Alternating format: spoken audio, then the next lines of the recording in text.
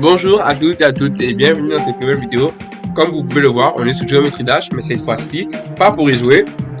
J'ai officiellement mis mon compte. Il le fallait quoi. Ok les gars, vous inquiétez pas, on va toujours revenir sur Geometry Dash jouer. Sauf que cette fois-ci, on va partir sur quelque chose de un peu plus complexe que jouer. Même si en soi, le jeu de Geometry Dash est assez dur.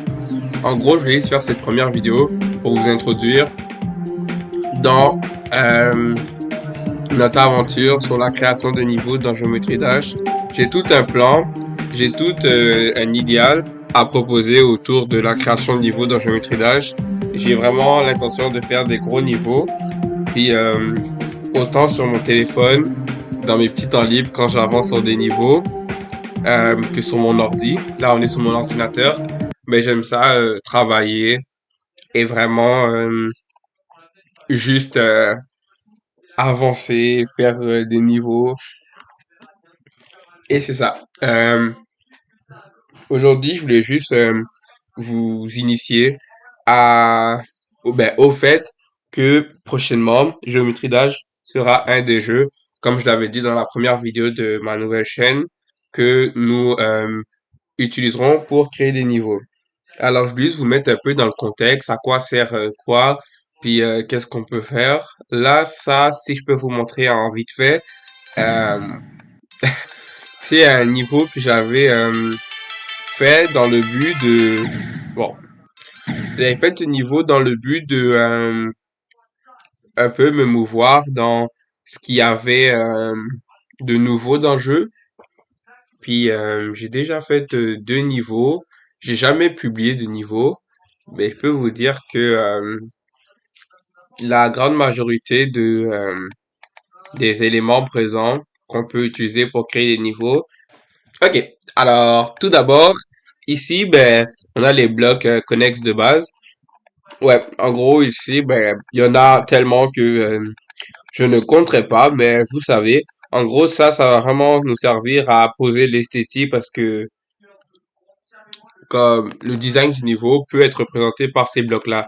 Il y en a qui sont solides, il y en a qui sont transparents, mais il va vraiment falloir et devoir jouer avec une combinaison de tout cela. Ça, c'est des figures, des lignes, des carrés, des prismes. Il y a vraiment de tout. Là, je suis en train de citer la géométrie. Mais en gros, comme vous pouvez le voir, il y a vraiment des éléments qui vont nous permettre de donner une collision à les éléments qu'on a ici. Ça, c'est des genres de design. Il y en a qui ont du blanc, ce qui nous permettra de pouvoir encore mettre de la collision. Ici, on a les piquants. Ici, on a des éléments de en trois dimensions. Puis on a aussi genre des variétés de planches qu'on va pouvoir utiliser. Puis c'est assez impressionnant. Là ici, on a toutes les euh, les boosts, les transformations, euh, les trampolines, si je peux appeler ça comme ça, les tout là. On a tout ici. Puis on a même des trucs qu'on n'a pas. Ben, on a vu ces trucs-là dans le jeu, mais il y a des trucs que franchement euh, on n'a pas trop vu. Ben, pas souvent vu. Ici, on a les monstres, les éléments qui pourront faire office de ennemis et tout ça, tout ça. Ici, on a du design, ce qui va nous permettre de comme mettre des têtes de mort, des squelettes, des chaînes, vraiment des trucs connexes. Ici, c'est des objets qu'on peut récupérer et aussi des passages qu'on peut déverrouiller. C'est très technique, il y a beaucoup à voir, mais ça reste vraiment amusant. Là ici, ça c'est des effets qu'on va pouvoir intégrer, si je me trompe pas, à notre personnage.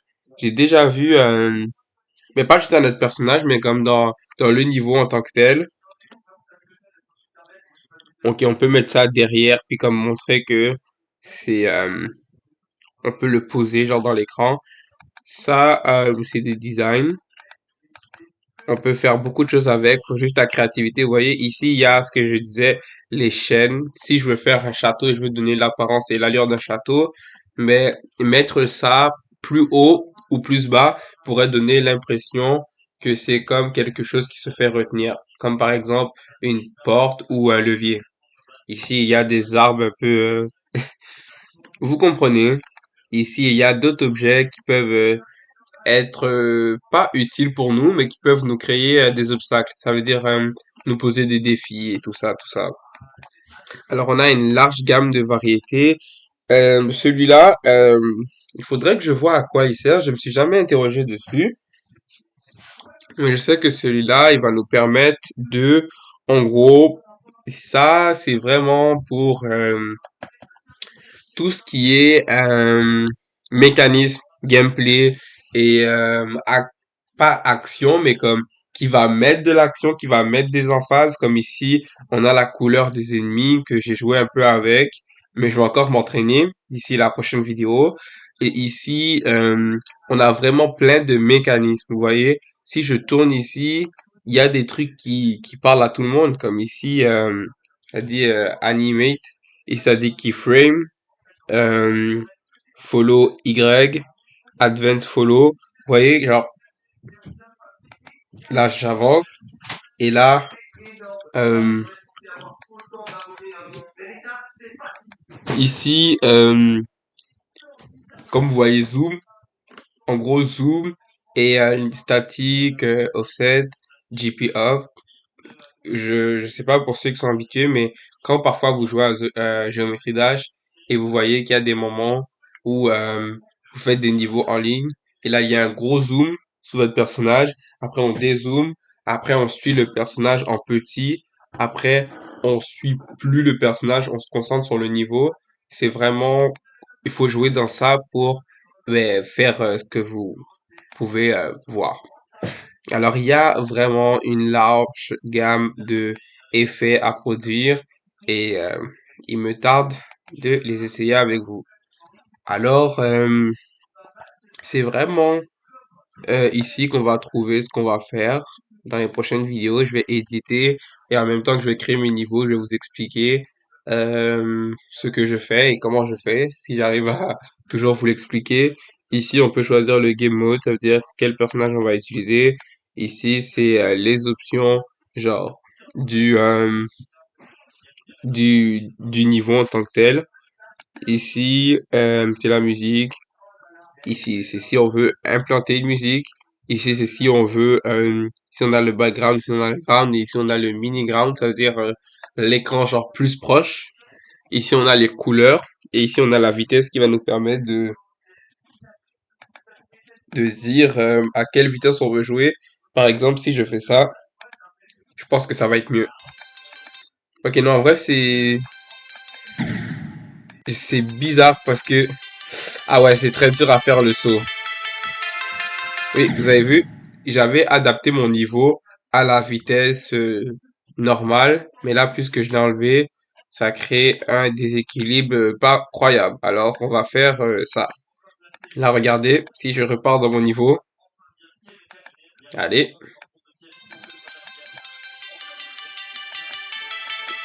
ok, là, ça marche. C'est juste ici, j'ai posé un monstre, mais c'est moi qui l'a posé. Si vous voulez, je peux l'enlever là, parce que... Ah non, il faut que je vais dans Edit, Sweep, et là, je fais ça. Là, regardez. Si je repars, pour ceux qui veulent voir à quoi ressemble une partie de mon niveau. Vous voyez, alors, comme vous pouvez le voir, c'est rien d'extraordinaire. C'est vraiment, j'ai placé des éléments quand même assez bien placés là. Je veux pas dire que, oups, oui, je veux pas dire que placer ça comme ça et placer ça comme ça et ça aussi, bien que ce soit pas une grande tâche à faire. Je veux pas dire que je l'ai fait au hasard. J'ai vraiment voulu placer ça ici, mettre ça là. J'ai placé ça pour savoir ce que ça donnait. J'ai mis des toiles d'araignée. Et avant, ces éléments avaient de la couleur, mais je l'ai retiré. Puis ici, le niveau se termine, mais c'est c'est que de la pratique. Alors j'espère que vous avez aimé cette première vidéo d'introduction. C'est sûr que j'ai pas nommé tous les éléments parce que le but c'est que je crée des niveaux avec vous. Ça veut dire que vous me suivez dans mon aventure de création de niveaux. Comme ça, quand je vais publier des niveaux, comme si je viens à faire d'autres niveaux, ben vous pourrez directement venir dans ma chaîne pour voir comment j'ai fait. Et si en voyant comment j'ai fait quelque chose qui vous intéresse, mais vous voyez que je l'ai faite, mais je l'ai juste faite. Vous pouvez m'écrire en commentaire et me dire comment t'as fait ci ou comment t'as fait ça et ça me fera plaisir de cette fois-ci me concentrer sur la partie, faire une vidéo de 3 à 4 minutes pour expliquer ce que j'ai fait avec des mots parce que peut-être que parfois en faisant certaines actions, je vais plus me concentrer à vous parler de ce que mon niveau va donner plutôt que ce que je suis en train de faire. Alors, vous me dites ce qui vous arrange le plus et on s'arrange. Moi, ça me fait plaisir de vous apprendre des trucs parce que moi-même, je regarde des vidéos et moi-même, je m'informe sur le sujet pour devenir meilleur dans la création de niveaux de Geometry Dash. So, les gars, euh, c'est tout pour cette petite vidéo. C'était juste une petite introduction. J'ai pas envie de vous prendre la tête. Euh, je vais avancer. Quand même fort sur mon niveau. Je vais essayer de faire toute l'implémentation de ce qu'il en est de la plateforme. En gros, tout ce qui est les briques, je vais essayer d'en faire beaucoup. Comme ça, je pourrais me concentrer sur ce qui est plus dur. Mais inquiétez-vous pas, ça c'était pas grand-chose. Tout ce qui suit, je vais le faire avec vous. J'espère que vous aimez ça. Et c'est ça. On va tout apprendre, ou presque, ensemble. Alors, j'espère que vous avez aimé cette vidéo.